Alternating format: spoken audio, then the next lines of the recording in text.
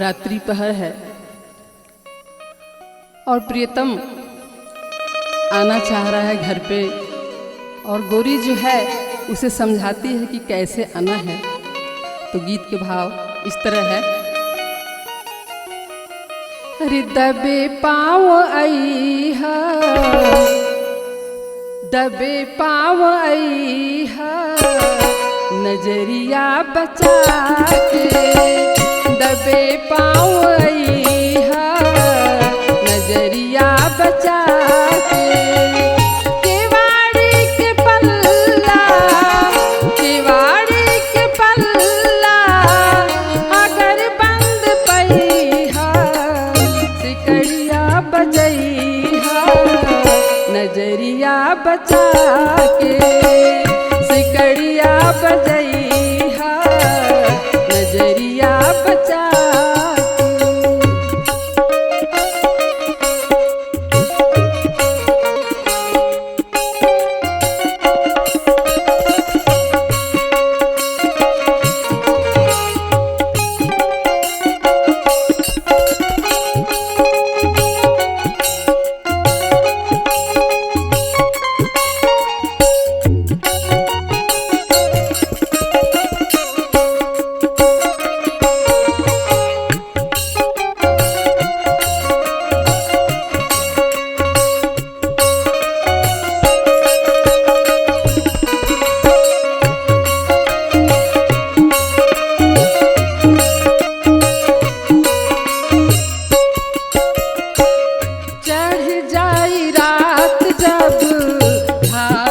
चंदनिया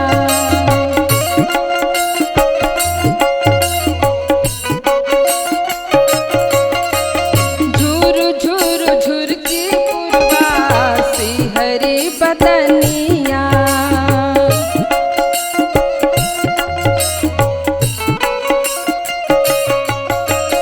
चढ़ जाई रात जब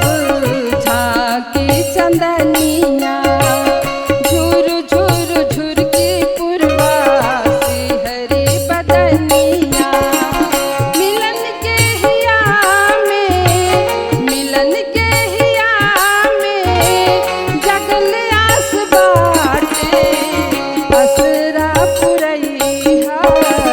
अचरवा उड़ा के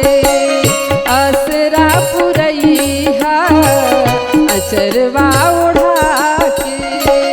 केवाड़ी के पल्ला, केवाड़ी के पल्ला अगर बंद पई है,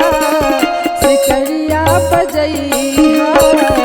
नजरिया बचा के सिकड़िया बजई है, नजरिया बचा